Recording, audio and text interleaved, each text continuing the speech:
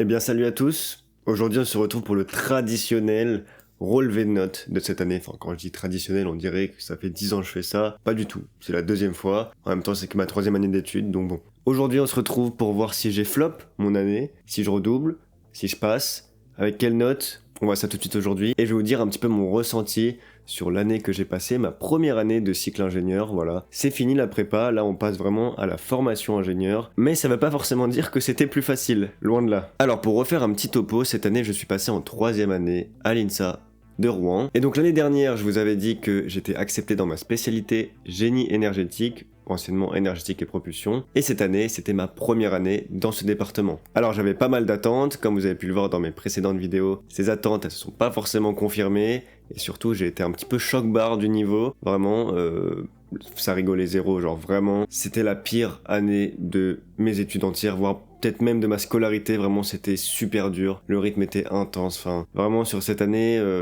j'en ai chié. Hein. De toute façon, vous avez pu le voir un petit peu dans le rythme de post des vidéos parce que il y en avait plus en fait. J'avais vraiment plus le temps de prendre 2-3 heures pour faire un tournage, 4-5 heures voire plus pour faire le montage. Vraiment, je pouvais pas, j'avais trop de travail à faire pour mes études. Je devais jouer ma mobilité au premier semestre et le deuxième semestre était chargé à bloc de travaux à rendre, genre des rapports de 15-20 pages, 2 par semaine, des projets dans tous les sens, bref, j'avais complètement la tête sous l'eau. Et donc on va voir si j'ai flop à ce point, est-ce que je vais au rattrapage, est-ce que je redouble mon année, est-ce que je passe en quatrième année, on voit ça tout de suite. Et donc directement on arrive sur la page de mon année ingénieur EP3, ça claque comme ça, hein, on dirait vraiment un truc de zinzin. Alors on commence directement avec le premier semestre, comme vous pouvez voir, ingénieur EP3-1, c'est donc le premier semestre que j'ai passé. On remarque que mécanique des fluides, c'était la matière que j'aimais bien, mais qui était très difficile, vous vous en rappelez, je vous ai dit, c'est une matière très théorique, et on voit que j'ai eu 9,8 sur 20. Donc c'est pas validé pour cette matière, mais je rappelle que dans mon école, comment ça fonctionne, on voit que ici j'ai le bloc énergie, fluide et transfert, il faut que dans ce bloc, j'ai au minimum 10 de moyenne. On va dire que même si j'ai une matière où j'ai 6 et une matière où j'ai 18, ça va fonctionner. L'important c'est que j'ai 10 dans le bloc, voilà, pas dans toutes les matières. Donc après, chaque matière bien sûr a un coefficient, vous voyez 3,5, c'est énorme quand on voit que cette matière a un coef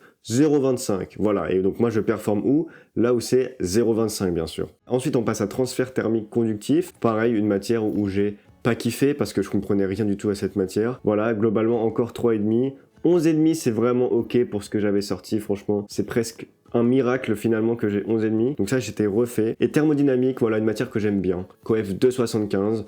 On voit que j'ai plutôt bien réussi, quasiment 15 sur 20. Heureusement parce que c'est ça qui m'a sauvé. Parce que sinon ça pouvait m'envoyer au rattrapage si j'avais pas 10 dans le bloc. Les humanités, bon il n'y a pas le résultat ici. Je l'ai autre part mais en soi on s'en fout un peu.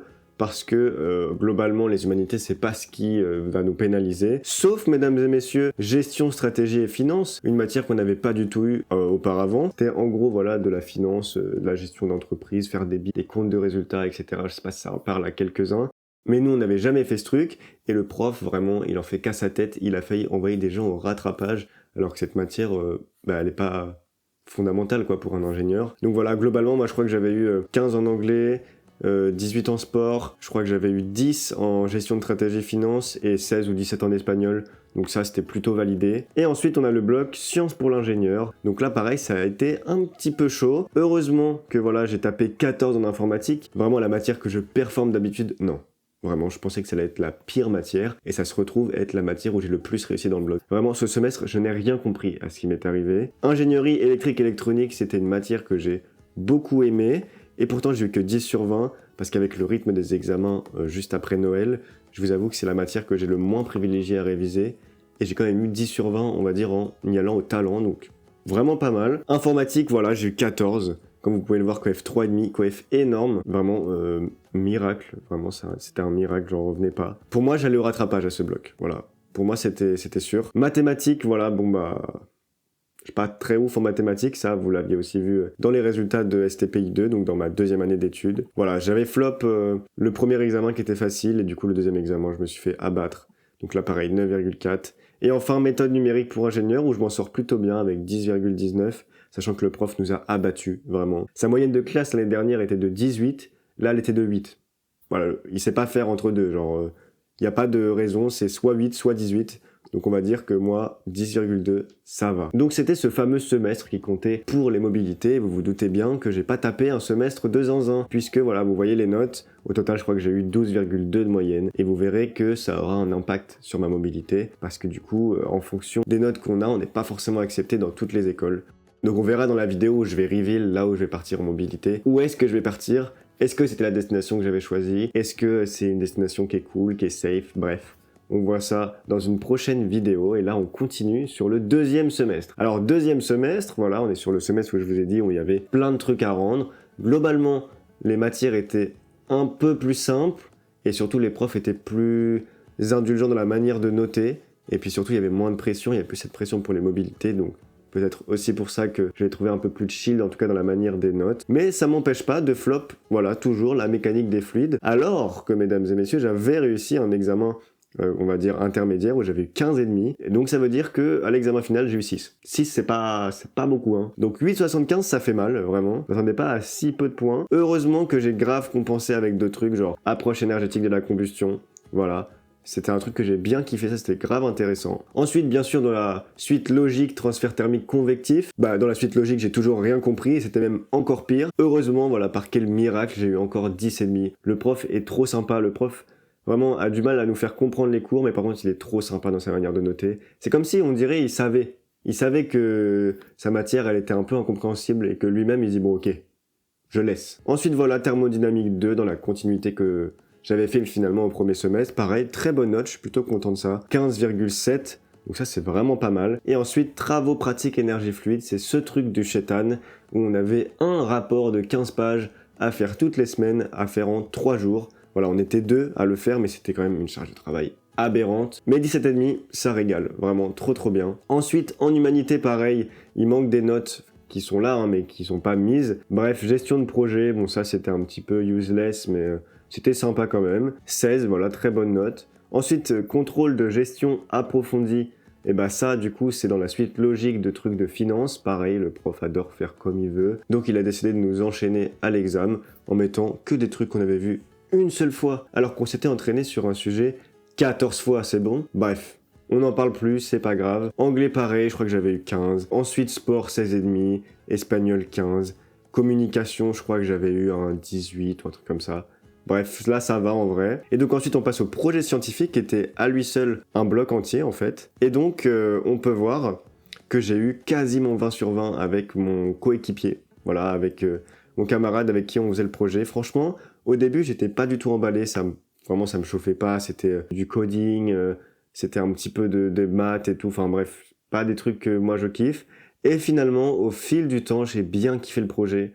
Vraiment, ça paraissait de plus en plus réel et vraiment, c'était grave intéressant. Donc, j'ai grave kiffé. Merci à lui de m'avoir transmis un peu ce goût de ce projet parce que c'était pas gagné. Mais franchement, il a réussi à me faire kiffer. Donc, merci à lui. Et donc, du coup, le deuxième bloc, Sciences pour l'ingénieur 2. Analyse de cycle de vie, 17,5, mesdames et messieurs. Mais est-ce qu'on n'est pas sur le meilleur semestre de ma vie? Passons maintenant à mon antagoniste, résistance des matériaux. Oui, mesdames et messieurs, cette matière est mon antagoniste. Pourquoi? C'est cette fameuse matière où j'ai eu 3,7 à l'examen blanc. J'étais nul à chier. Rincer sa mère. Vraiment. C'est la première matière de ma vie où j'arrivais pas juste. Vraiment, je comprenais pas le cours. Même quand le prof m'expliquait, je comprenais pas. Bref, c'était vraiment une plaie cette matière pour moi, sachant qu'il y avait des gens qui avaient déjà fait cette matière l'an dernier dans leur pré-spécialisation. Comment te dire qu'ils avaient un gros cheat code, vraiment ils masterisaient tous les TD. Moi j'étais un gros caca à côté, eux ils avaient 20 sur 20. Bref, le contraste était énorme et je me suis dit ok, je vais pas me laisser abattre. Littéralement j'ai mis sur ma copie d'examen blanc au prof, rendez-vous au mois de juin parce que je vais vous montrer que je vais y arriver. En gros, ce prof était complètement fou. Pourquoi? Parce que il a mis dans son examen une question étoilée. Et qu'est-ce que c'est une question étoilée? En gros, la question étoilée, c'était que si on n'y arrivait pas, on allait au rattrapage instant. En gros, à lui seul, il décidait de notre sort pour le bloc entier, genre. Il décidait si on allait au rattrapage ou pas. Et ça, c'est une dinguerie. C'est une dinguerie, parce que quand j'ai jamais fait la matière comme moi et que tu te chies dessus à chaque examen, tu dis, voilà, je vais au rattrapage, c'est mort. Même si tu travailles, c'est chaud sa mère, vraiment, et j'ai bossé, hein. Donc je me suis dit, non, ça va pas se passer comme ça, je réussis les autres trucs, donc je vais me battre pour pas aller au rattrapage. Et donc, le jour de l'examen, voilà, il y avait plein de choses à faire. Qu'est-ce que j'ai fait? Je me suis focus à 100% sur cette putain de question étoilée, et je me suis dit, je m'en fous, je vais la réussir. Et il se trouve que je l'ai réussi, mesdames et messieurs, avec ce fameux 5,9 de moyenne.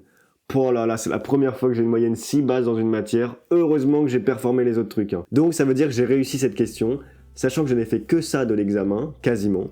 Et bah du coup, voilà, j'ai 5,9, ce qui est suffisant pour passer, mesdames et messieurs, en 4e année d'études d'ingénieur. Et ça, c'est beau.